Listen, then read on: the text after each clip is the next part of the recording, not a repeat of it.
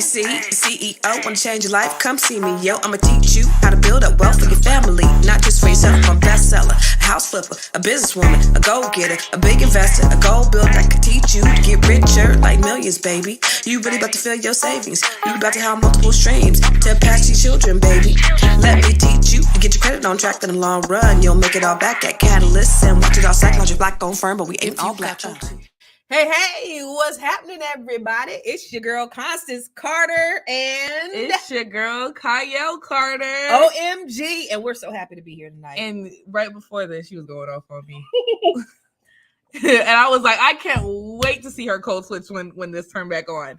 What? I can't wait. Because I know she might be like, hey, it's your girl, Constance Carter. She just got finished going off. You know on good and damn well, I do not go off on nobody. Mm-hmm. I said, don't get on here and embarrass me no more. Yeah, that's what she said. She's like, I embarrassed you? Yeah, you embarrassed me. Anyway, what's up, everybody? As you come in, Donnell, what's going on, Donnell? You whooping tails in 2024? Let's talk about it. So as you come in, thank you guys for watching. I know we have people that watch from all over the world. So make sure you subscribe to the Fly Nubian Queen. Make sure you subscribe to CC the CEO on YouTube. Follow me. Yo. I'm gonna teach you how to build up. Okay. Anyway, make sure you you follow me on Instagram. I am Constance Carter. And follow me on Instagram at Kai Twice. And follow Inherent Tress. These are actually my clip-ins. Tell us about it. So, I got a silk press the other day, and I was looking like, what you say? I look like James Brown, and she didn't know it was supposed to be. It was strategic because I wanted to try my clip-in for the first time, and actually, I did a pretty good job. I did it in like 10 minutes, like literally 20 minutes ago, and it looks so good, and it blends in with my natural hair, like.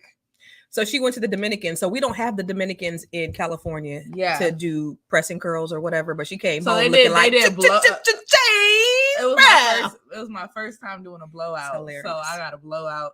And okay, anyway, so this is not about your blowout. Follow her on her hair business. Kyle has a hair business called In Hair We Trust. Amy, thank you, baby. I appreciate you. So make sure you're following us. But we know we have people that watch from all over the world. So please put in your comments where you're watching from because I want to shout you out. We want to shout you out. So please want to shout. Hey, shout. Okay, anyway. You out. Because they don't want to see us be buffoons you out today. So actually, my daughter and I were having a discussion. So I was going to talk about something totally completely. And my daughter and I were actually having a discussion about corporal punishment and spankings. AKA, what's up? Okay, Amy is from Phoenix, Arizona. Hey, lady. We're talking about whoopings, corporal punishment. What's up, Brown Queen girl watching from Wisconsin? Wisconsin. So we were talking about to spank or not to spank. Now, I got spankings growing up. You got spankings growing up. How many times would you say I spanked you? Me personally. Probably, I could count probably on one hand. It's not much. Like probably 2 or 3. What was the latest time that you got a spanking? Dad, I think that was more. So what was the last time you got a spanking? I was probably 15. That wasn't no spanking. That was a choke. I choked you out. That was 17. I spanked you at 15? No, I'm talking about last time I got a spanking in general. Okay. Damn, you got a spanking at 15 from your daddy? No, I was 13. When was the last time I spanked you? I do not remember. Oh, the same day. We both spanked you on the same day? Yeah. Damn, what you do? It was because remember when the teacher had me call because I said poop. You knew the teacher didn't like that word. I don't even want to hear. I hate that. I hate it. Mm-hmm. Okay.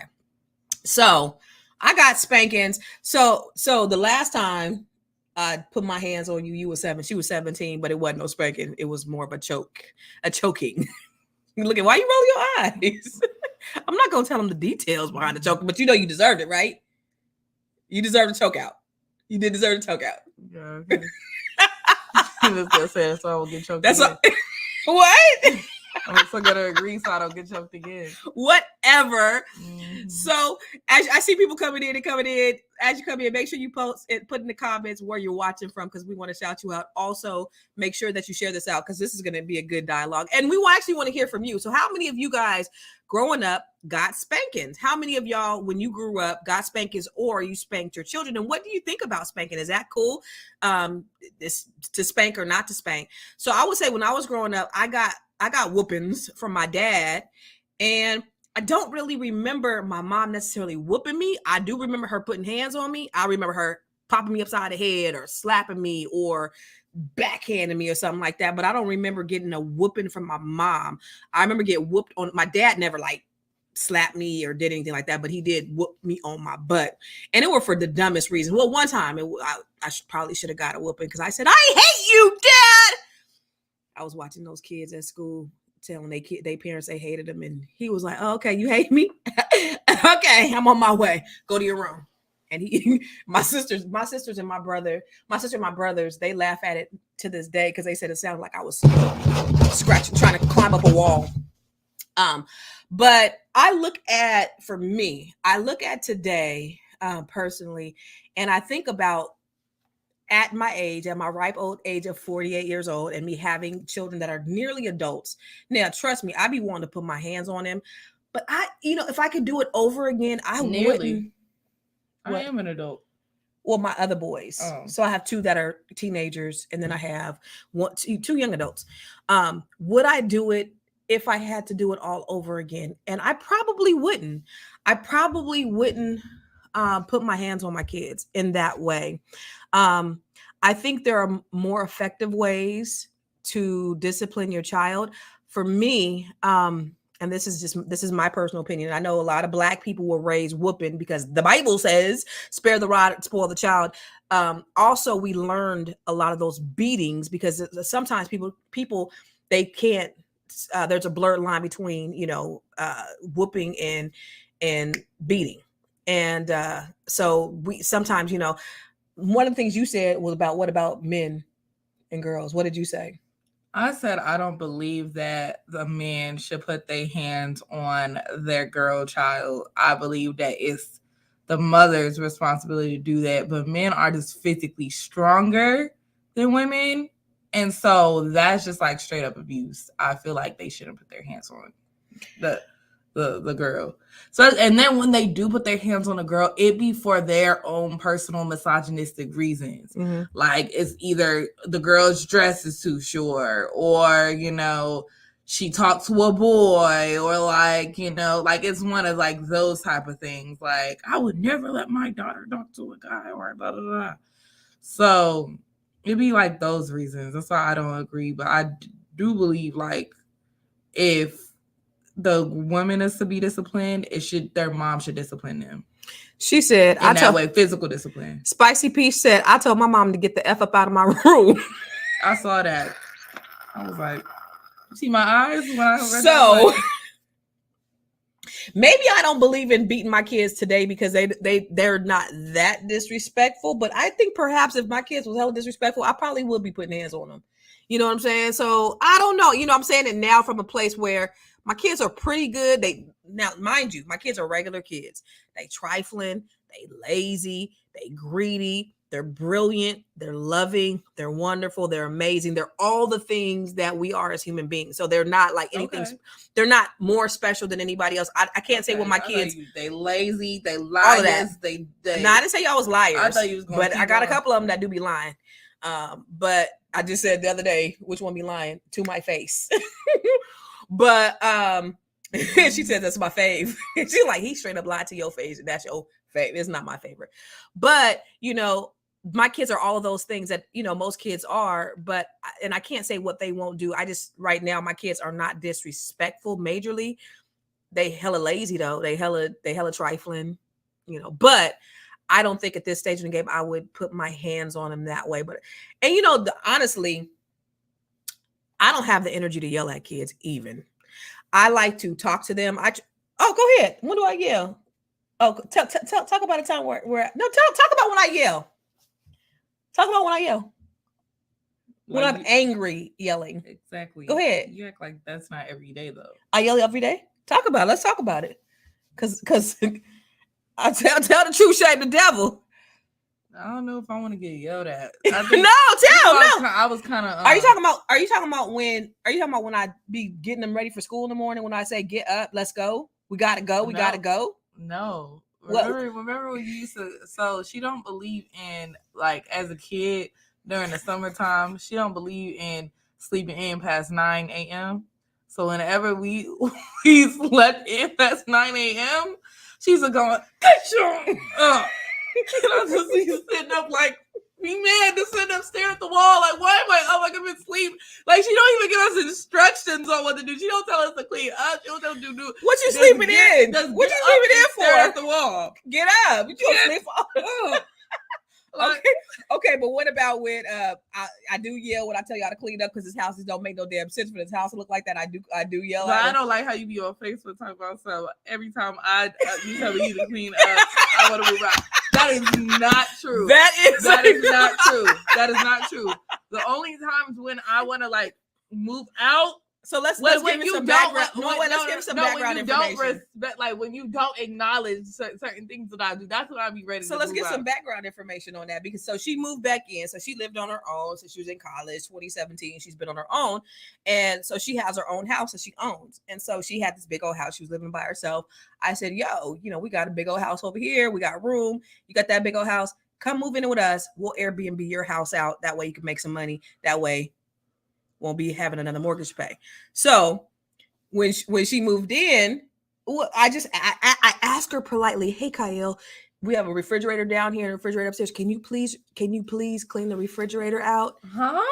Then a week later, "Hey, Kai, can you please clean the refrigerator out?" Then a month later, because she's in the basement by the refrigerator, "Kyle, can you please Are we really talking about clean the refrigerator out?" Nothing to do with. So then when I asked her to clean the refrigerator out, she getting on the internet looking for apartments and shit. That is so not true. That is so not true. I'm more reasonable than that. That is so. Every time I ask her to clean the basement, that's why I don't like living with nobody. Every time the boys eat up her little food she get, that's why I don't like living up in here. Because groceries is $100-something, and it's supposed to last me. I spend $500 a week on groceries. Yeah, for myself. I'm saying whenever I spend grocery money on myself, they done eat it all. Like, I can't even like buy like my own things without being gone in a week. Like, it's supposed to last me a month. Okay. And then I gotta clean after these little. Oh yeah, or I have to clean after who? Because my bathroom and my bathroom, Kyron specifically comes to my bathroom every day to take a shower, even though he has a bathroom upstairs in his room, and he leaves that thing horrendous. Clothes, water everywhere. I'm just like, and then I gotta clean up after him, and then he got toothpaste on it. Well, he's supposed to clean that bathroom down there. He is supposed to clean. Why are you cleaning it? I'm gonna clean up after some grown 17-year-old men. So anyway, what I was talking about yelling, I don't yell a whole lot. I don't yell a lot as much as I would like to, because I would love to yell. If I yelled as much as I want to, this house will be spotless. The kids will be more disciplined. There will be more order. Like if I yelled at y'all the way I want to yell at y'all, but I just don't have the energy. So yeah, I will yell sometimes when I come home and the house is a mess. Or she said, "Oh, that's not right. I let my kids sleep until 2 p.m. at their top." Period. Bye. Especially in the summertime. It's the summertime. What? No, it's the summertime. So what she's saying is not entirely true. What? It's not entirely true. Oh my God. I wake them up to clean up at 9 a.m. Yes, get up and clean up. Stuff has to be done. I wake up at 6 o'clock in the morning. No, every morning. Sometimes 4 o'clock in the morning. No, so you think you're gonna sit up there and it don't be 9? I promise you, it'd be like 11 o'clock. No, it don't. We can never sleep in past 10. Are you kidding? It don't. We can never sleep in past 10. But I don't have the energy to be yelling at these damn kids all the time. So I'm glad. To be honest with you, I will be honest in this and say this. Now, there's some things that I didn't like about they dad. But I will say, I think the reason why they are as respectful as they are is because he was the disciplinarian. He's like stayed on you guys. He made sure you guys weren't disrespectful. He made sure that you guys didn't get in grown folks' business. He made sure that you guys didn't talk back. he made sure that you stayed in a child's place. That's one thing. That for me, and I think today when I say that my kids are respectful, because when they go out in the world, they represent me pretty good. They do. So I don't have, every time somebody says, hey, I seen your son, I seen your daughter, they always have good things, good reports to say about my children. And I will definitely give that to your dad. So I don't agree with that, but okay. Anyway, so I'll say that. But when we talk about one of the things you was talking about earlier, Kai, oh, did you want to answer some questions? But one of the things that we were talking about earlier was you were talking about. But I think what it is was the reason why, I'm not going to speak for the boys, but for me, I think the reason why I had good behavior was based on me going to a Christian school, and they condemned us to hell with everything that we did. So, and church. Yeah, so I think that's why. And then I just didn't want to like disappoint my, because I know like just seeing how much you loved me as a child, I was just scared to disappoint you. I was the same way with my dad. So I think that's why I was like on good behavior at all times. Yeah, I would say that too. I would, when I would do something that was bad, a vision of my dad would pop in my head, and him looking at me in disappointment, and I just did not want that. You had the same thing? Yeah. Oh my God.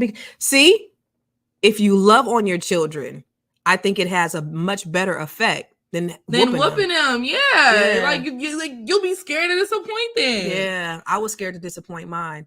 So that's why I was just I was such a goody two shoes. Like my first time sneaking out the house, it wasn't even sneaking out the house for real. I got grounded, and there was a party that same night.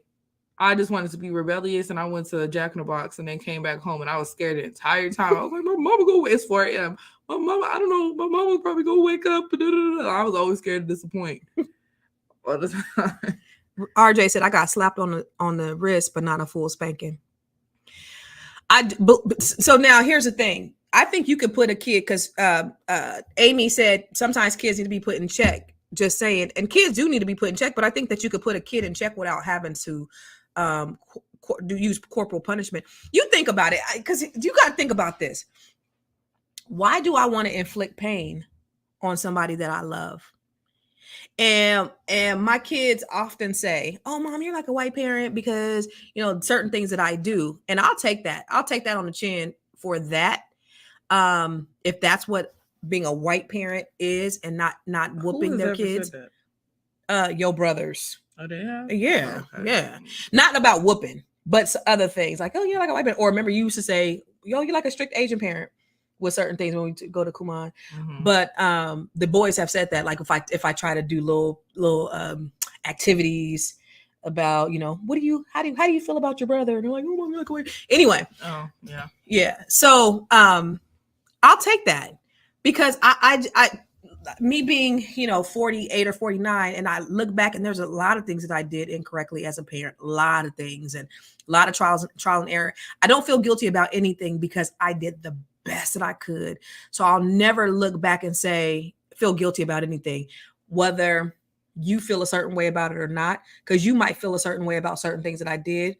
I always did it with the best intention. I never did anything to harm you intentionally.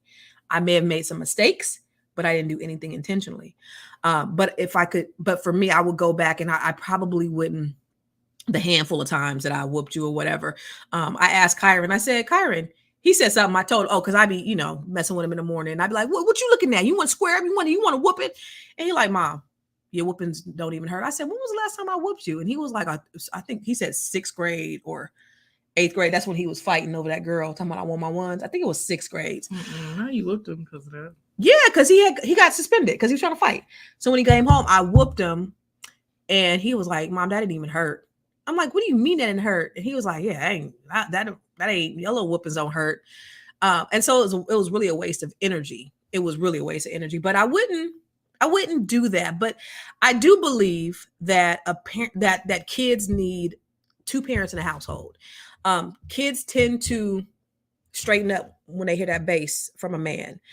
So I'm glad that you guys had that in your formative years. I'm glad that your dad was there to, like, kind of, some of the things we don't agree with now, but I think overall it helped you guys. What? Go ahead. I know I do. I believe it helped to shape who you guys are. I do. Okay. I do, because I think this. If I was a single parent raising you on my own with the tools that I have, you guys wouldn't be maybe as good as you are now. Okay. I do believe that, because I just didn't, I don't have the capacity I'm not a man. And I think that you need that yin and that yang. You know, I think children need that yin and that yang. You need a man and a woman in a household. I think it's necessary. You don't need toxic parents, but I think you need that. Yeah, you do. I agree. But you did, like you said, the toxic ones, they just have to be an effective two-parent household. It can't be like a overly because I feel like some people like draw the line, like when they think that a man is in the house, it's effective, but sometimes a man can be not effective. Like either they can be emotionally abusive, they can be like emotionally manipulative, don't listen, want to be the authority. And okay, yeah, as a parent, you are the authority, but it's also important to also evaluate the situation with a level mind and not being on 10 all the time. Like when you're seeing red at all times and disciplining, you can't discipline a child correctly by seeing red at all times. Every time a child do something, you're just gonna yell and scream or whoop them. That's not like effective. I saw this thing when Dr. Umar was on Lil Yachty's podcast, and he was talking about parenting, and he was also saying like, because they asked him about whoopens and stuff like that. You think whoopens and stuff are effective and stuff. He does believe that whoopings are effective, but also it's not an accurate, effective way to what's it called, to discipline a child. Like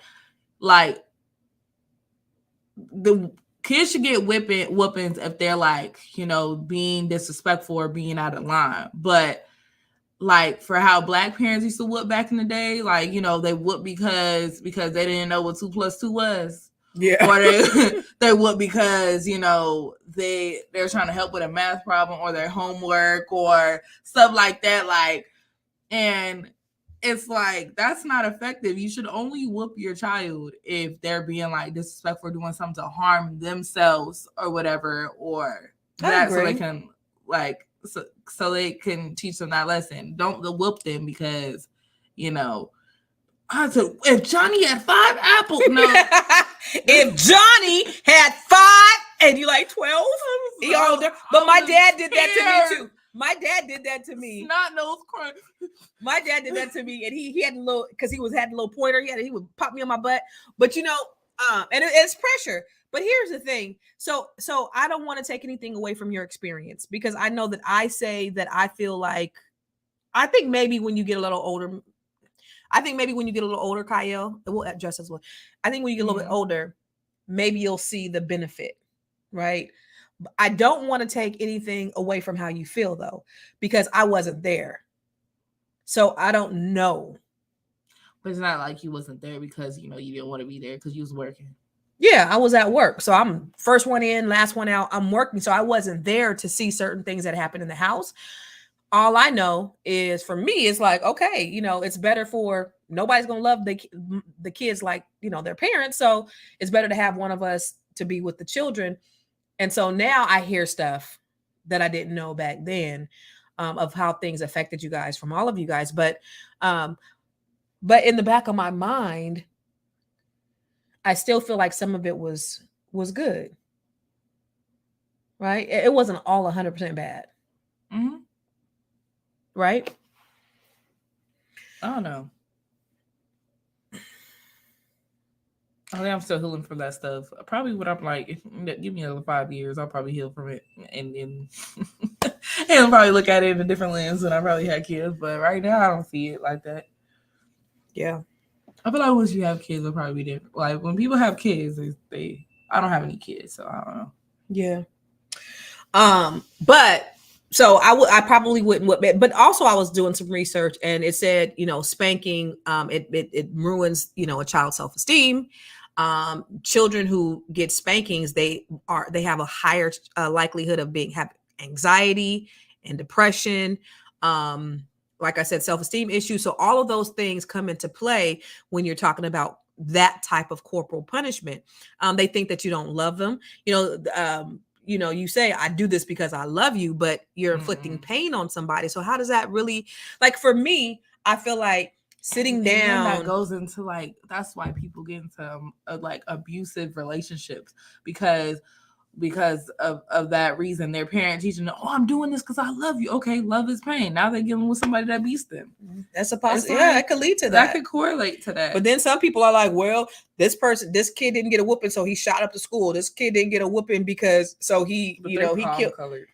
Yeah, but also there was no structure, no discipline. There has to be that because people just whooping just to whoop. They whoop and then there's no explanation. Because they whoop because their own frustrations, or that's how they was raised, or I'm whooping you because I'm the mama or I'm the daddy because I said so without explanation. That's not how you do it. And so that's not raising healthy children. And then you just believe that kids.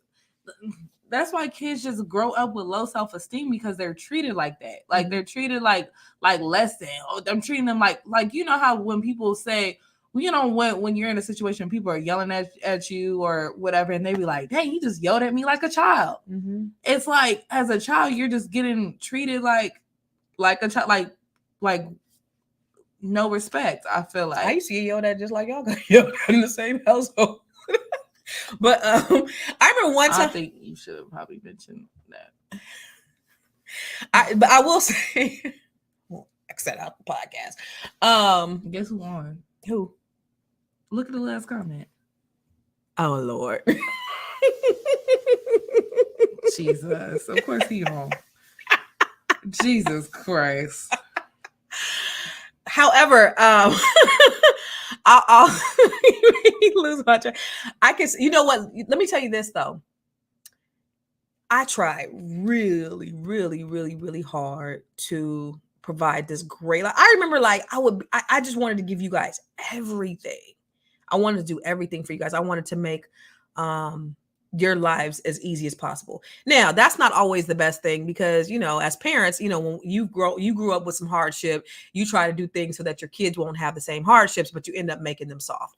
So I just wanted to just everything, like anything. I wanted my babies to have everything.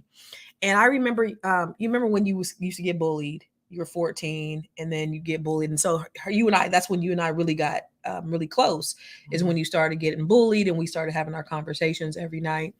But one of the things you told me, which broke my heart, because I wanted so much for you to have such a great life, is you said, I was miserable at home and then I would go to school and I would get bullied at school. And it's like, life was horrible. And I was like, oh my God, that broke my heart. It took you 10 years to get a divorce. Shut up. Broke your heart, you would have been divorced.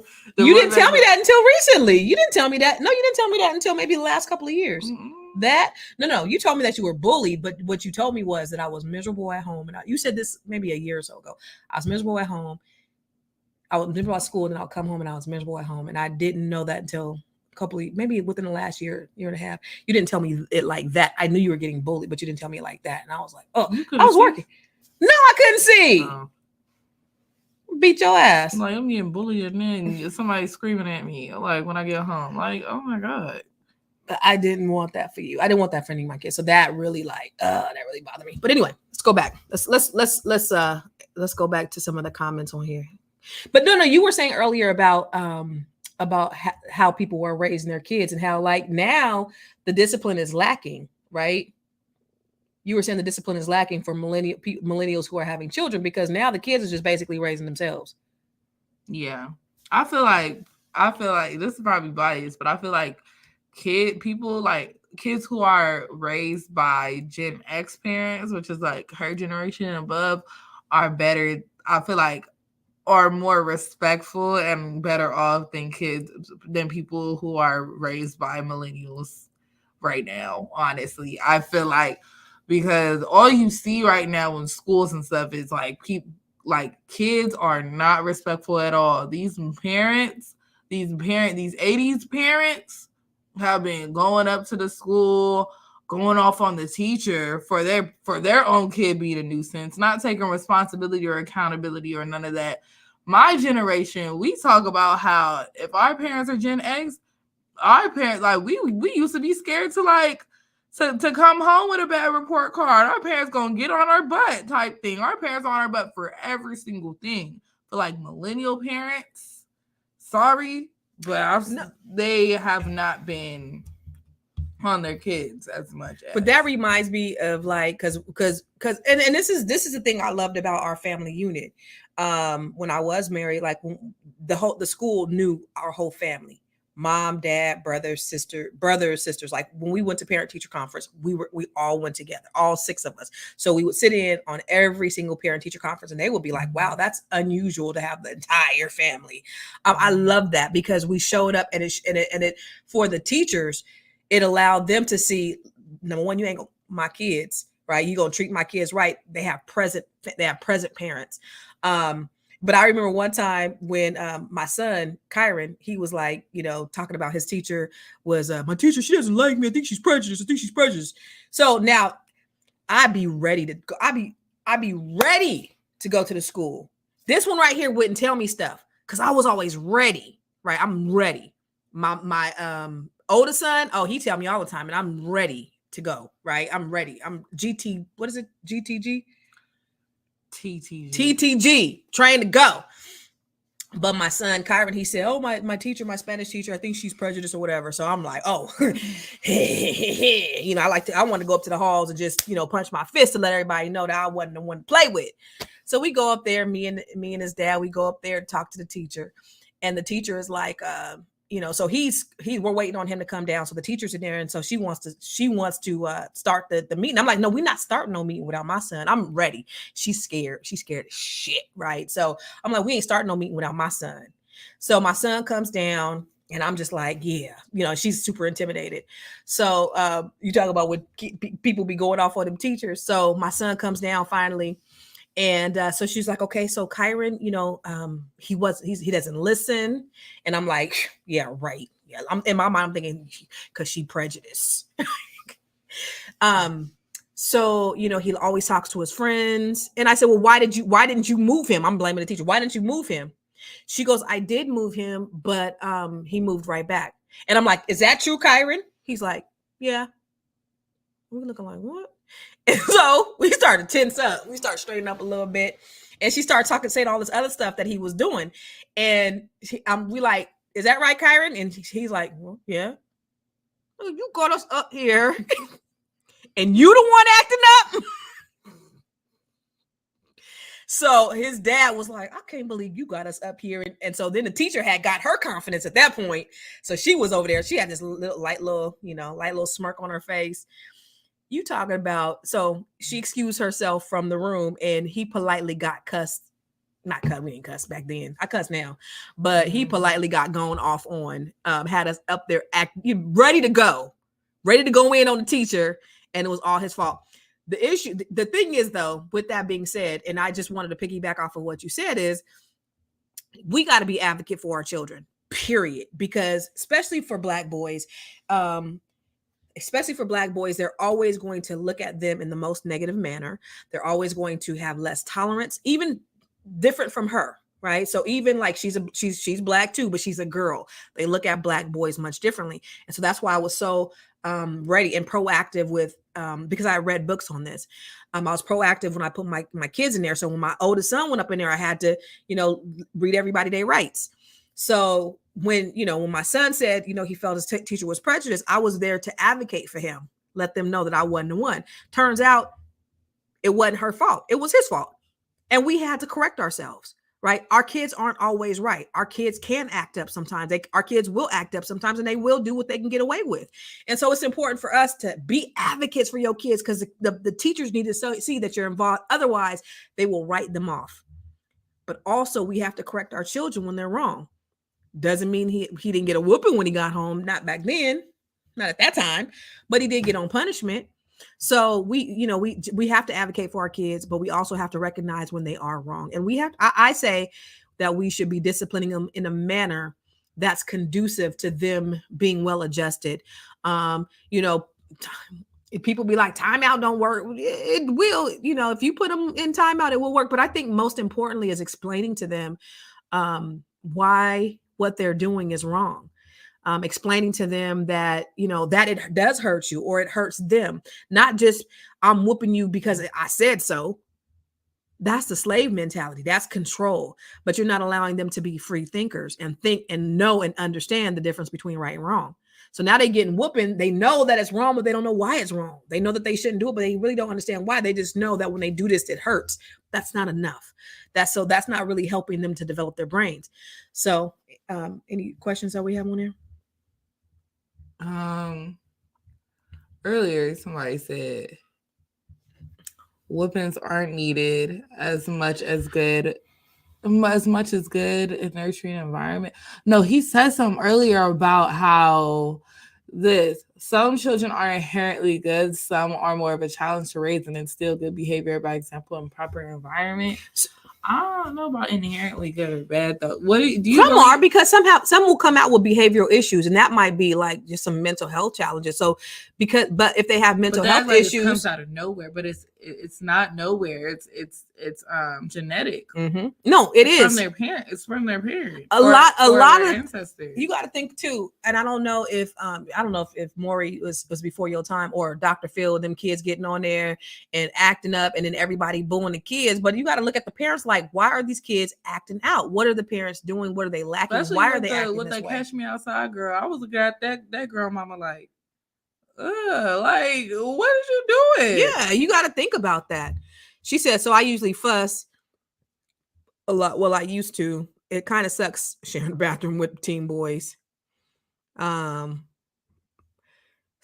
tightened up the squatter laws. I had to stop doing that so much because I think it scarred them. It does, because like a lot of the stuff that you talked about was more verbal stuff. It wasn't necessarily physical, but the verbal stuff does. Mm-hmm. Spicy, because I go from 0 to 20 in 5 seconds. I'm impatient. I have a bad temper, and they be doing dumb stuff sometimes. But I've gotten better at that. I'm working on it. By the way, gangs are hanging out at Six Flags in Georgia. Don't let your kids go. Oh, they having a whole conversation between the two of them. Okay. Per study, Howard Zink's book, America 1492 to Present, spankings derived from the colonialists. When they wrote back to England, they were shocked that the Indians didn't hit their wife or offspring. Interesting.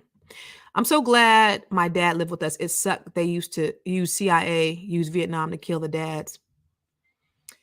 Dr. Joy DeGruy, Post-Traumatic Slave Syndrome. I read that book. The subconscious mind holdovers from past lives explains much how we comport in this life. And the thing about that too. So do you know what the post-traumatic slave syndrome is? Basically, inherently in our DNA, we have some of the trauma that's been left over from slavery, because you got to think about what's been passed down through generation to generation. I was talking to Dr. Emma today, and Dr. Emma Fraser, brilliant mind. I can't wait for y'all to see what she got coming out. I coach her. But anyway, she was talking about how some of her siblings took after her dad, and picked up like alcohol, well, whatever. But I was telling her about somebody in my family. No. One of my friends, how they had a bunch of kids by a bunch of different men. And none of their fathers were around. They're all raised in the same house. None of their fathers were around. But one of the kids' fathers was on drugs, was in prison. And that one kid who was not raised by his father followed in his footsteps, not because it was something that he learned, but it was passed genetically in their DNA. So post-traumatic slave syndrome, that is embedded in our DNA. When you think about trauma, when you think about all of those things, trauma, it is passed down. So a lot of those traditions of, beatings. Well, first of all, it was passed down physically, right? Because when we listen to our parents used to get beat with extension cords and iron cords, or they have to go get a switch off a tree. I got beat with a belt. You got beat with a belt? Mm-hmm. Yeah. So, those are things that are naturally kind of inside of us. But I think as we learn more, because people are so stuck in, well, back in the day, they didn't always have best practices.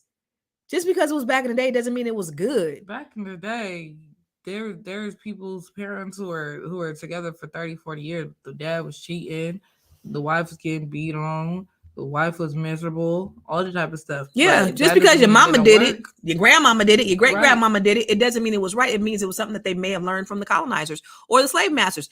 Those That's aren't why, good like, in habits. certain generations too. In certain generations, I feel like with your generation, folks got married super early, started having kids super early. I think super early is like early 20s. But but now a lot of them are divorced. But that's another story. And then the generation before you, they started having kids way earlier, 14, 15, 16, But 17, 18. So do kids your age, because you're Generation Z? I'm Gen Z, yeah. Do Gen Zers believe in marriage? I feel like, okay, that's the kind of like, it's a so subject, because some people, yeah, there's some people that still, but I feel like a lot of Gen Zers, we haven't seen successful marriages, so we don't see like really the point, The benefit? the benefit, or like the point. I believe. I mean, I think marriage was a benefit for me when I was younger, because I had you guys, and so we had, we were able to, grow a family and grow a unit. So I do believe that marriage was good, even if we're not married now. I think being married was a good I do thing believe, for that like, for me personally, I definitely do want to get married, especially if I have kids, because it protects my kids as well. Like, because I also want my kids to see like true love and things like that. But also it gives them that that protection, knowing that their father and stuff is going to be like in their lives and stuff like that, and financial benefits and things Mhm. like that. Like, that's important for the children as well. I would want to get married for love as well. Like, I do want to get married for love too, but when I have kids, I'm not having kids before marriage. I love that. And I've been telling y'all since you was like, do not get married too young. Because I really, for all of my kids, I want them to live for a little bit. But, of course, I can't dictate whether they get married Folks or not. my age have, by the time, like, with my age, didn't you have like 3 kids at my age? I'm just kidding. No, I just had one. 2. I didn't have one 2. until I was 28. Oh. So I just had you. Yeah. I know people right now, they on kid number 3.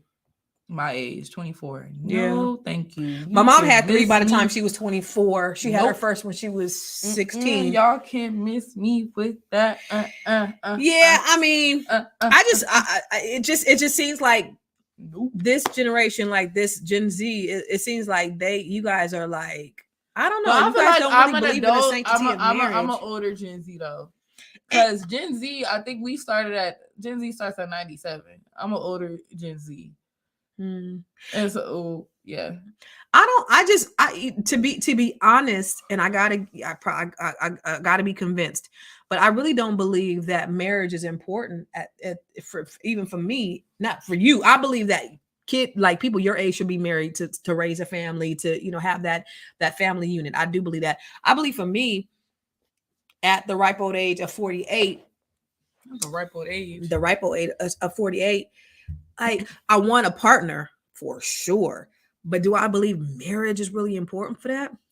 I don't know. I don't know that's important. Oh, that person's a troll.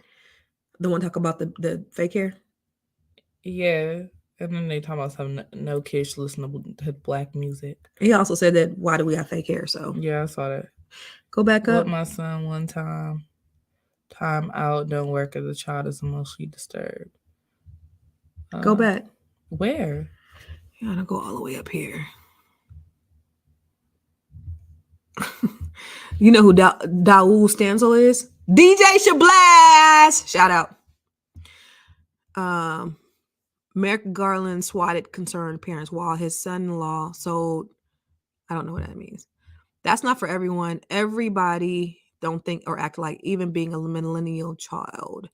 My grandson was never going to stop push. I tried many times not to hit, but the last push was delivered because he knew there wasn't any consequences behind his action. Yeah, see, and that's what I was saying, Erica. Like, if my kids, because I don't see me whooping them now, right? But I think maybe if my kids were disrespectful and I had to do it, I probably would. But you can't really say it until you're in that situation where it's a situation where like they only understand that, I guess. I just don't know. I don't know. I just think that you have to really create boundaries when they're really young. You got to let them know who the boss is, who the mom is, who the dad is. They have to know their place as children. I don't know that you need corporal punishment for that. And I think that comes along with, if they don't have any behavioral, like mental behavioral issues, and they just badass kids, we got to take responsibility as parents. We really do. And we got to see where we effed up at. I would say that the reason why my kids are good, like I said, I think their dad being the disciplinarian that he was, it helped. Now, in some ways, you know, they they got a little anxiety, but I think it also kept them on the right path. So, you don't want to throw out the baby with the bathwater. Like, they're good kids. I'd rather them have a little anxiety and be, respectable kids than to have no anxiety and be wilding out. That's kind of the trade-off that we had to have with that. I believe we would have been wilding out regardless. You believe what? If you're gonna be some way, you're gonna be that way regardless. I don't believe that. I believe there's definitely guidance in how you turn out. So you mean to tell me if you came in this world and we did not give you any boundaries, any rules, you think you would still be the way you are? No, you even said the way you are, you felt bad, you felt guilty, you didn't want to disappoint me. Well, that's because but that wasn't in me. I'm saying that wasn't in me though. But if it's in you, then you'll be that way regardless. To be good or to be bad? Like, not all the way. So bad, you don't think boundaries and rules? No, that's not what I'm saying. So what are you saying? What I'm saying, okay, look, for example, like, because sometimes people be like, where does this kid get this from? Like, but like, for example, like if a kid just, like with me, like, for example, I still never got, like, as a kid, why I just never ate everybody's food. I'm for not eating everybody's food. I don't know why I'm not eating everybody's food. I'm very picky. I only eat food from my mom and my dad. Like, I think about that all the time. Like, I'm 3, 4. What do I know about, like, why am I not eating everybody else's food? You were shy. No, I was just very picky. Still to this day, I don't like eating everybody else's food. But where did I get that from? You're going to be that way regardless. So you think that's the same with behavior? You think your behavior is going to be, okay, traits, but not behavior. Not behavior. Not like total certain behavior. Traits that you have. Certain traits you have are going to be there regardless. So you mean tell me you can't whoop it out of nobody? You think you're gonna whoop me for not for No, I'm just saying, like, certain traits, like if they're born with these certain traits, there's nothing that they can do to be corrected. You're saying that, okay, so it can be corrected, but I'm just saying, like, it's going to be there regardless. It can probably be corrected here and there, but now, like, when you beat something out of them, that's when the kid starts getting more sneaky. Though they're still gonna do it. Yeah, they're just gonna. I think it makes them defeated. I think it just, like, you got to think about. Sometimes, like, a kid will have this excitement in their eyes, right? Yeah. You have this excitement in your eyes, and maybe you might be excited about something. Maybe you did something, the kid did something to make a mistake, and the parent will automatically, like, for example, my son said, I said something. He said, that don't even make sense. How old was Duders? 5 or 6. That don't even make sense. He didn't mean it like that. I thought he was being disrespectful. You mean that don't make sense? And I whooped him. I felt terrible because he wasn't saying it in that way. I felt terrible because I felt like he was being disrespectful and he wasn't. He was, in his mind, logically, that doesn't make sense. He wasn't trying to be disrespectful. So I think about that, or I think about when, children just do something and that beating just takes the innocence out of their eyes. that's something that I don't ever want to do to a child. So you got to lead with love. You got to lead with, um, you got to tell them what's going on. And that's why, when you're older and you have more emotional intelligence, when you have children and you kind of are more self-aware, I think that leads to maybe possibly better parenting, possibly because I think you may exude a little bit more patience, and understanding. It's all in the experience. Yeah. I feel like the older you get, or even the more experience you get, the more your eyes will open, and the more you the more knowledge. That's why I feel like with social media, like it depends on what side you're on, but it could be a blessing for sure. Like you can learn so much, and I feel like that's why a lot more younger people are so emotionally intelligent and so like aware and more sensitive and caring now because they see different perspectives. Y'all didn't have social media, so you can really see other people, like see how everybody else live and see other people's sides. Now you have a whole portal to everybody else's world, and now you're more empathetic and stuff. Good and bad, right? Good and bad, because there's plenty of bad that comes along with social media, but there are some good perspectives there too. I was at a dinner party a couple of weeks ago, and I was telling the people, I was like, my kids is way smarter than me. They were like, my kids ain't, and I'm like, they have access to the internet. My kids study, they know, this right here. Where's that? My son has a shadow journal. My daughter has. They want to do the work. They want to do the self care work. They want to do. They're very introspective. My middle son told me, and again, I attribute. Oh, this is my son's shadow workbook. They're more aware. They want to improve their lives. And my son told me, so when I moved to the East Coast, my middle son had a really hard time with the transition. He wanted to stay in California. He's in basketball, his friends.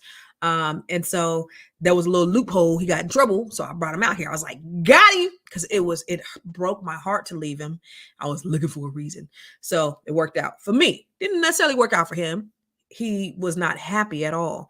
And it broke my heart. But one of the things he said to me a couple months ago, he said, Mom, I was really angry. I was really upset with you that you brought me out here, but I think it was the best thing. He said, he was like, I spent a lot of time with myself because he just withdrew from everything. He didn't want to participate in school. He didn't want to make no friends. He was just in his room. And he said, I spent a lot of time with myself. And I was really able to really get to know myself because that's the first time I've ever been able to really get to know myself. And I'm not mad. I'm happy that you did it. And when I tell you my thug ass, because I'm a thug, tattoo tears, my nigga. Oh, dear. But I cried. Because I said that to say these kids are more self-aware. They are more introspective. They are, doing more of the self-work, much more than we knew how to do at that age. We didn't know nothing about no self-care, self-awareness, mental health. We didn't know nothing about that. I'm a self-care queen. Okay? Yeah, and they do. And so I think social media is good for that piece. Because there is a lot of information about that out there. So I'll say that that's great for that. I used to have it to go to my room and count to 10 so I could come out yelling because they needed to do something and they were really funny. Okay. Kids have opinions as well. If something does not make sense to them, yes, they call it out, not being sassy, just smart. Yeah, Joanne, I get it. Allowing our children to have a voice is of great importance. It is, Jarrell. It really is, because they're people too. If your kids go to government school, you are giving them to, okay. I elitist. Did y'all know Biden gave China? Okay. Anyway, so I just want to shout everybody out. We're going to go ahead and end this, but I do want to say this. Here's what I would like to impart on you. I can't tell you what to do with your child, with your children, because you're going to do whatever you're going to do anyway. I will say that you should always lead with love. You should always think about their feelings. I don't care what traditionalists say in your family say that you should do. I do believe that it needs to come from a place and a space where we are teaching rather than telling. Because I'm the daddy, because I'm the mama ain't good enough. Why? This common sense. Well, why is it common sense? Teach the children how to do whatever it is they do. I remember one time when they were small, they were doing the dishes and they weren't doing it right. And I had to step back and correct myself. I said, we never taught them how to do the dishes. How do we expect them to know? It's not just common sense. My bad as a mother for not properly teaching them. Now that I've taught you and you still do it incorrectly, now we have a problem. Now we got to correct that. But I can't expect you to do something automatically no. And I think a lot of times as parents or as grown people, because we know we grown, we've been on this earth, 30, 40 years, and we expect a 3 or 4-year-old to know what it took us 30 to 40 years to learn. Just because our parents beat it into us, we shouldn't do that to our children. So I just say, just think about. And even if when they get older too, because remember that one time when you kind of got mad at Warren over something, and you were like, "You're selfish. Why would you?" I was like, "Mom, but he didn't know. Like he wasn't trying to. He wasn't trying to come in that way." And then you were like, "Oh yeah, you know what? I'm so sorry, baby, for calling you that." I call him selfish. Yeah, you said something like you didn't call him selfish, but you were like, "That is so. You're so rude," or something like that, because he said how he felt about something, and it was Kyron. It was Kyron. You said it to Kyron, and I'm like, well, he didn't mean it like that. He was just saying like how he felt with the situation with either your dad or your dad, how your dad made him feel, and then you were like, "I'm so sorry. I was just, you're not selfish. I didn't think about it like that." Yeah, type thing. And it's okay to correct yourself when you're wrong. But try not to punish them before you think about it, because I would rather not have done anything at all than to have to go back and apologize after killing their spirit, after hurting them in such a way. So kids are the biggest gift. Like I got 4 of them. And like I said, they trifling and lazy and wonderful and amazing. They're all of those things. They really are. And so being a mother is the best thing ever. We get to sit here and clown every day. That's the highlight of my day. I take them to school in the morning. We clowning in the car. They come home from school every day. Kyle has to the fact that she's here, it makes it even better because Kyle always makes our house a home, but they love seeing their sister and they just do stupid shit all day when they come home from school. But I love it because it's not going to be like that forever. Eventually they're all going to be gone and it's going to be me and my boo traveling the world. That's how it's going to be. But right now I am enjoying them completely. And so being a mother is such an awesome responsibility. We get to really shape some human beings for greatness. And so it's huge power, a huge amount of power and a huge amount of responsibility. And so we just have to use our power for the betterment and for the good. Oh God, Net 7's coming up at 20 minutes. So thank you guys for listening. Let me share something with you. I love you guys. And I'm only sharing this with you because you can go ahead and go. She got to go. You got to go, or you want to wait? Oh, so I'm only sharing this with you because I love you. But I do something that's called the Net 7 Collective, and it's where I help Black women to be able to reach higher heights, financial freedom, wealth building, transformation, mindset, all of that stuff. And so actually I have a Net 7 meeting in about 25 minutes. We meet up every Wednesday and it's absolutely amazing. And so really quick, we have, I'm going to share, I'm not going to share a testimonial, but I'm going to share Miss Emma Fraser. And I don't know if some of you may know Dr. George Fraser, but he is one of the most top leaders in the country. And his sister, Dr. Emma Fraser, she was a part of the Net 7 Collective, which is a group of women that I coach. And I also coach her every Wednesday. And she is just, one of the most brilliant minds in the world. And so she was sharing, and this is a lesson. This actually goes along with this, but this is a lesson that I think that we could take and we could live by, because what she said, we had an alumni meeting because we're on the 3rd cohort now, and we had an alumni meeting on Monday, and the perspective that she brought was just so amazing. But let me just show you what she said, and I just think that if we live in this manner, It's the key. So, Dr. Emma Fraser. This has been a revelatory for me. So as I listen to your story, I will preface this by saying, I'm speaking from the beyond. I am beyond the child raising here. I'm beyond the struggle for finance. I'm beyond cuddling the grandchildren. I'm beyond the doubt that all of this is so important when I was your age. And I'm beyond the fact that, oh my God, this is the end of me when I was demoted. I'm beyond hip surgery and knee surgery because I still have all of my original parts. I still have all my teeth. I can still see. I still have my nipples, even though they are closer to my waist than they used to be. And I'm beyond menopause. I'm beyond menopause. Now, I'm looking at that word. I'm not beyond wanting a man because I'm widow. So I'm on a pause. Someone asked me, a younger woman asked me the other day, Dr. P, do you still want sex? And I said to her, do you still breathe? All in touching all the things that you've talked about, I have an expression. I've been there. I've done that. I bought the t-shirt. I got the hat.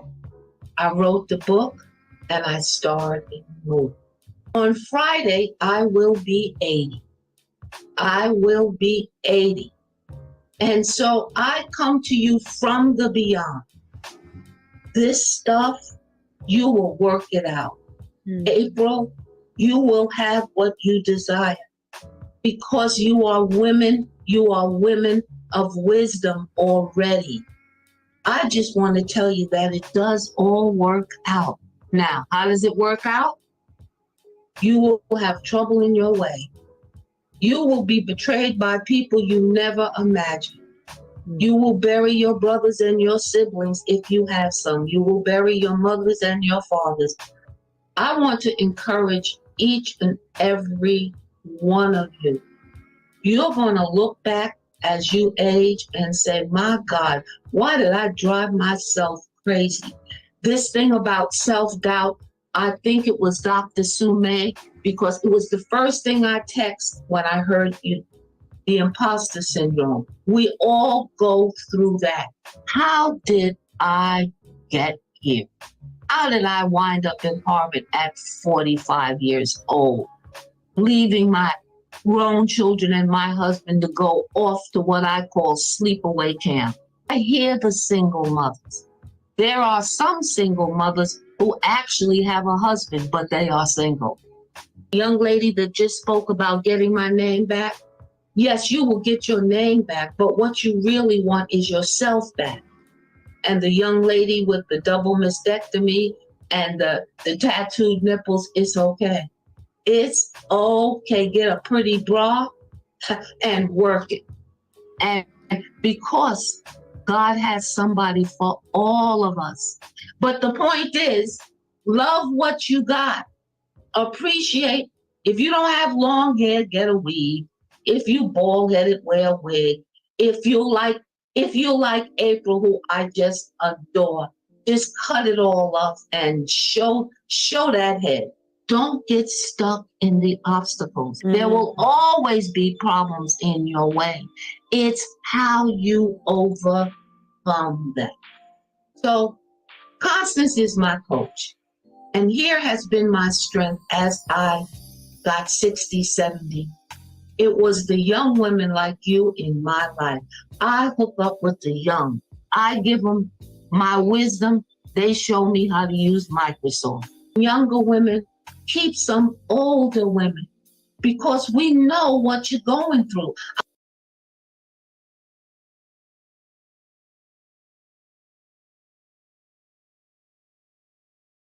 I just love her. I mean, one of the most brilliant minds in this country. And I am privileged that I get to coach her in her next season, in this season in her life.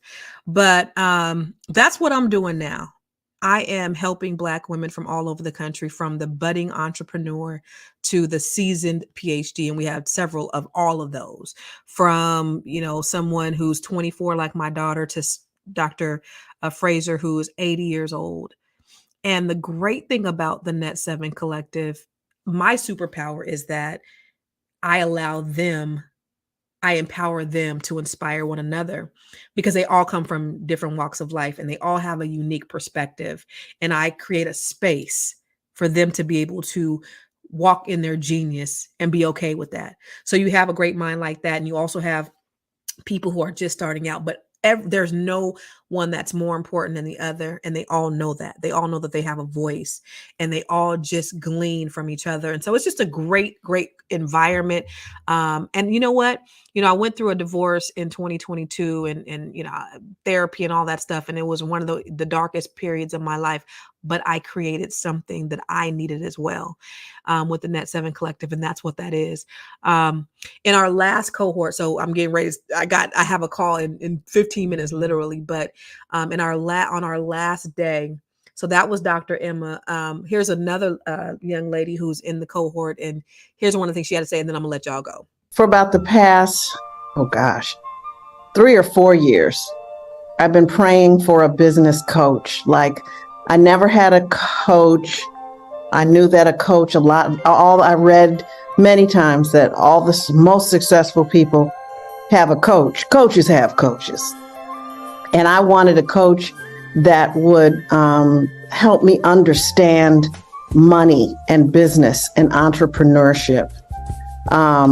That I know people always tell me, oh, you know a lot of things and you do a lot of things, but nobody was taking me by the hand and say, this is important with your credit, and this is how you get stuff off your credit, and this is how you establish business credit, and this is how you build your brand. And here's a bunch of people that look just like we do that are doing all these different things. And take a look at these. Maybe you want to do something of them, maybe you don't. But every single person that we were exposed to showed us something different and made us see yet another possibility. The fact that we have been exposed to just folks that are just banging, that are like really doing it, like no shit, they really, really doing it. And it's just been such an eye opener, like mind blown every time we got on. And then just getting to meet all of you women was such a bonus, because here again, I'm seeing all these faces on the screen and everybody is doing amazing things.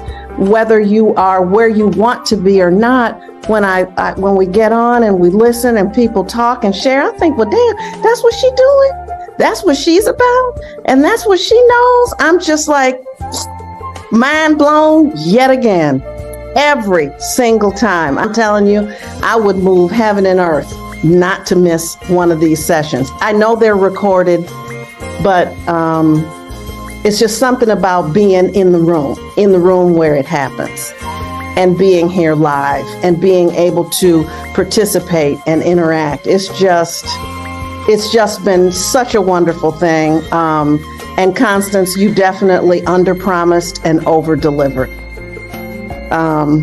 Yeah. And I know you want us to talk about the rest of us, but you're the one who thought of this. You're the one who went out on a limb yourself and put this together and brought all of us together. And I am just so grateful. This has just been an amazing experience for me, to the point where I can't even explain it to people. I'm very methodical and very process oriented. I don't mind making a risk, but it's going to be a calculated risk. Now, let me tell you, I am so excited. So I get to be amongst the company of beautiful, brilliant women every single week. So I'm getting ready to get on my call with the third cohort, who are equally as amazing as the last two. And it's just wonderful. So my next cohort is coming up in a couple of months. It goes 12 weeks, but if you are interested in possibly getting into the next cohort, book a call with me on my website, constancecarter.com. Click on Net 7 Collective, and you could book a call with me. We could see if it would be something that you want to do. I just want to help people. I just want to help women that look like me, look like you. And we got a retreat getting ready to come up, which is that I'm really excited about. So I'm excited about taking these women away and just doing some in-person transformation, which is going to be amazing. So, but I get, it is a privilege and an honor that I get to spend time with women like this who aren't afraid to just dive in, who really want more for their families. You know, there's an African proverb that says, if you teach a man, you teach an individual, but when you teach a woman, you change a nation. And so it's my honor to be able to impart wisdom into these women who are going to just be game changers, and they're already doing some really amazing things in the world. And it's such a blessing. So I have to prepare, because what I do before I get on my call is I meditate for a little bit and I pray, because I take this very serious. I want to make sure that I'm getting downloads and that I am able to really pour into the women in the way that they deserve to be poured into. So I take it really serious. So anyway, thank you guys for joining me. If you're interested, talking to me about it, that's cool. Let's talk about it. I also have some other stuff that I'm doing as well, but that's what I do. All right. So, you know, you guys hung with me for a minute. I appreciate you, and I love you for real in real life. Peace out.